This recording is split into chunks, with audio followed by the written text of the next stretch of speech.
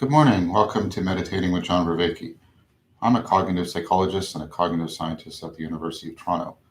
There, I teach and scientifically study phenomena like mindfulness and related phenomena like insight, flow, mystical experience, transformative experience, higher states of consciousness, cultivation of wisdom, and the aspiration towards enlightenment. I've been practicing Vipassana meditation, metta contemplation, Tai Chi Chuan, and Qigong for over 29 years and teaching them professionally for close to 20 years. Welcome. This is a progressive course. What that means is on Mondays, or Dharma days, I have taught practices and principles that build on previous practices and principles. So if you're joining us for the first time, of course, you're welcome to stay.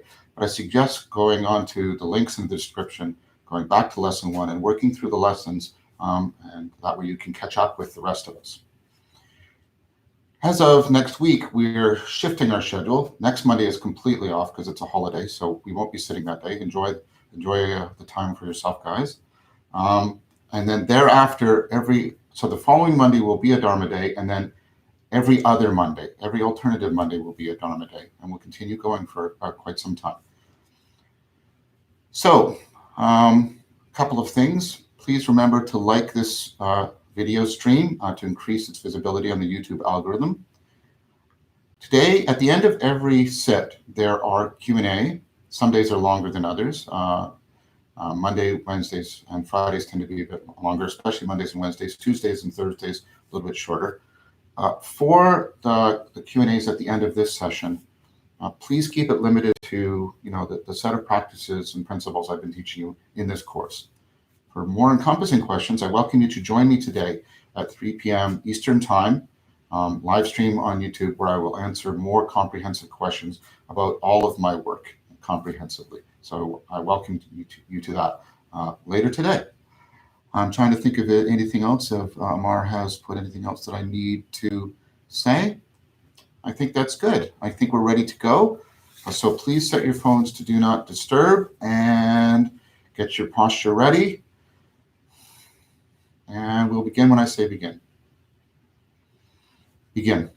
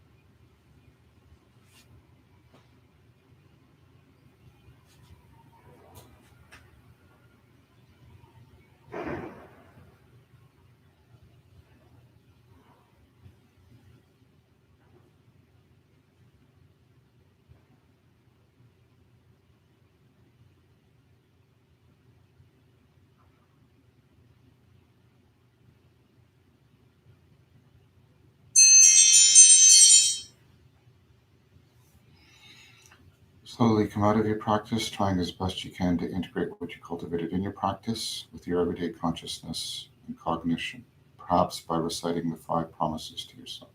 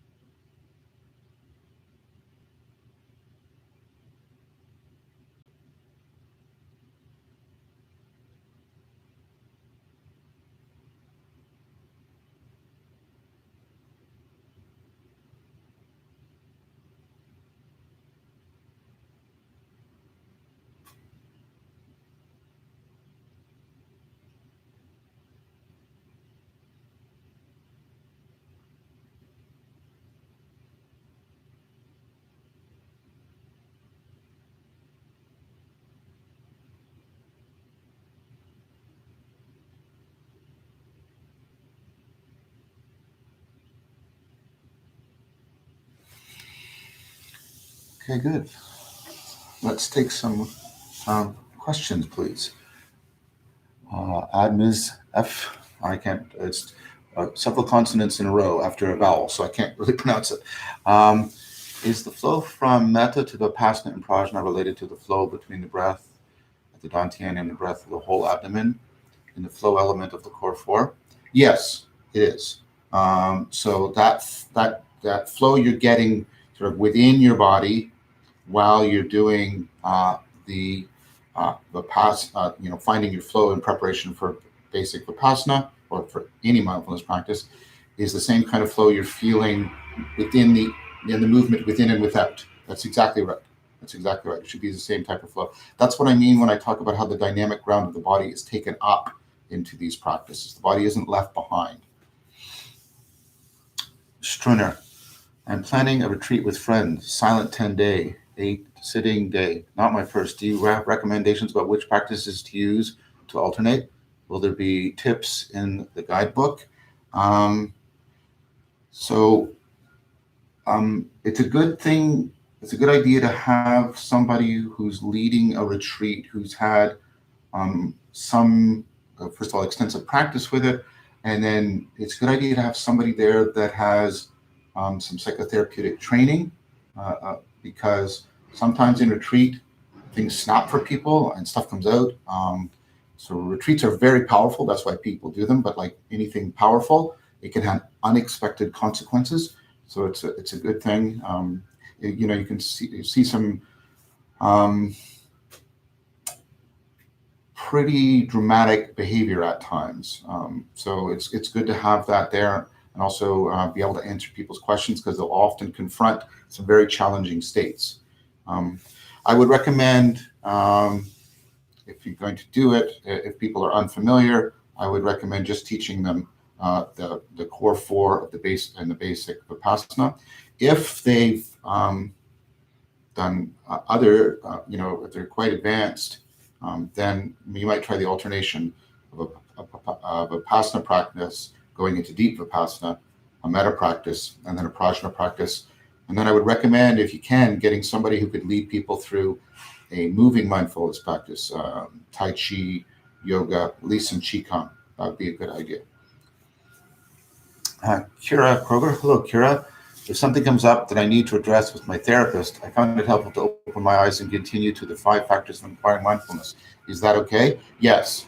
So when you are doing this practice in conjunction with therapy, it is good to have what Kira said there. It's good to have some bridging practices between the sit and the therapist. Tell the therapist, as I said, make sure the therapist knows you're doing this, and get them on board. But what Kira said is, yes, having a bridging practice between them, that's very good. Try to note, so good, yes. Try to note, though, if it starts to accelerate and when it's happening, because if that is, then there's a chance that you're being your monkey mind's found a way of sort of sneaking in and sort of like a sleight of hand and tricking you. Okay, that's only if you notice the frequency of this starts to increase. But other than that, that's a very good kind of bridging practice for sure. Julian Weinstein, when we go from Vipassana to Metta with one single breath, that feels like a lot of efforting versus simple sensation, mindfulness, or noting, like adding concepts to the meditation. How do we allow that process to happen without forcing it? So that's why I said it's very, very important to significantly lower your standards initially, in the sense that you're just accept you're going to get a very shallow metta, a very shallow vipassana. I think that the effort there is probably because you're trying to get, the deep metta and the deep vipassana you have when you're just doing vipassana or metta. That's too much. That's too much. And as for concepts, don't think of concepts. Think about movement of mind, sort of opening the mind out, and then opening awareness out, opening attention out, opening your sense of what's present out, not anything particular, just that opening and then melting to the core. Opening and then melting to the core. So don't try and do concepts. Try to ride the motion of the mind that's in sync with the motion of the breath. But try to accept that you're not going to get the deep vipassana and the deep metta until you've been practicing this for a very long time. Hopefully that will help. Another question from Struner. The deep vipassana becomes really hard for me. I lose the breath in my dantian as an anchor. I feel like I become cut off from body awareness sensation. Not sure if I like this. Is this normal? Yes, it is normal. It's normal for us when we lose. So you have the orientation association area in the brain, according to Newberg and others. This tells you where you are. And very often when we get into deep vipassana, we lose that. Now, you don't lose the body because the body is actually, it's energetically present. I don't like using the word energy. I mean metabolic and cognitive information processing energy. I don't mean anything strange or weird. But so the body is present that way. And if you try to pick up on the energetic aspects, that can often help. But it is very challenging for people with their sense of, their body and who and where they are. And I mentioned this. There's sort of, your embodied ego, and there's nothing wrong with that. I'm not criticizing or insulting, but your embodied ego can drop away. Mind and body drop away, as Dogen famously said, and that it can be a very, very disconcerting experience. So, maybe don't do deep vipassana too much. Maybe just a little bit. As always, very probative, slowly trying to shift, slowly. And, as you're losing the sense of a body, more that sense, like I said, there's still the power of presencing itself sort of becomes your body.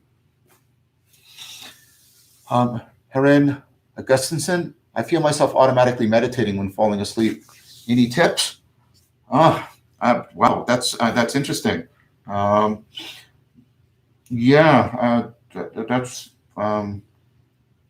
it's a really challenging one, automatically. And then it's really strongly recommended that you don't meditate before you fall asleep because, as I said, you'll associate meditation with falling asleep. Are you noticing the reverse at all? That your brain is maybe moving towards sleepiness when you're meditating, because that's a definite warning sign. So I would suggest that you maybe give your mind another thing to do rather than meditating. So one thing that's very good, because it gets you more into the frame for REM, is to read some fiction, read some narrative before going to sleep. And read it to the point where you're really tired, and see if you can just drop away from the narrative into sleep rather than going into meditation. Hopefully that won't train you to associate sleepiness with reading. Gabriel Rusenstein. In Prajna, I find it feels like there's some physical movement in my mind, possibly my eyes refocusing nearer farther. Is this okay? I can avoid it, but it seems to help guide my thought. Yeah, that's okay. Those kinesthetic images, those are, like I said, they're, remember I've mentioned this, when we have images that are like lenses, we're not looking at them, but we're looking through and by means of them. And eventually you won't need that probably, but right now, if it's helping, that's fine. That's fine. That's your brain basically enacting all of the mind and the body are like this, right? And whenever you're doing something mental, you're making use of a potential way in which you can you can embody action. This is called the enactive view of mind. It's one of the core idea in cognitive science right now. So that's fine. That's fine. Nabella, is there an order to the 5 factors of acquiring mindfulness? Like you said, that the vigilance is the core. Yes, there is. Definitely do vigilance and then sensitivity first, get everything flowing, then acuity, then noticing the 3 aspects, the 3 fields of reaction. And reminding is the 5th, but only in the sense you're always trying to keep in mindfulness, not go into inference, theorizing, justification, explaining, commenting, etc. So thank you everyone for joining. It's always a great pleasure to do this. I always want to thank my dear friend and techno mage Amar, my beloved son Jason. Please subscribe to the channel to be notified of the next videos. Also on the channel, you'll find Awakening from the Meaning Crisis, which is a lecture series, and Voices with Vervaeke, which is a discussion series that address many of these topics in greater depth and connect them to other topics that I think are ultimately relevant for the cultivation of wisdom. Please invite others who might benefit by sharing this series. Please also like this video stream. That will help. There's a Discord server to chat with others. There's a Discord server that has been set up by Brett, Pleasure of Doubt, and he is doing an excellent job at it. And it's basically dedicated to people who are sort of following my work, Awakening from the Meaning Crisis, Voice with Vervaeke, also following this meditation course. So there's a good place to meet people, people of good faith who want to discuss this in good discussion to a good depth. Reminder, we're not doing this Monday. It's a holiday, Victoria Day here, in which I guess we're celebrating the British Empire. It's kind of absurd, I guess. But anyways, other than that, though, we do this every 9:30 a.m. Eastern Time. Finally, please remember, continuity of practice, more important than quantity of practice. There is no enemy worse than your own mind. There is no friend, no ally greater than your own mind. Take care, everyone, and I'll see you on Tuesday.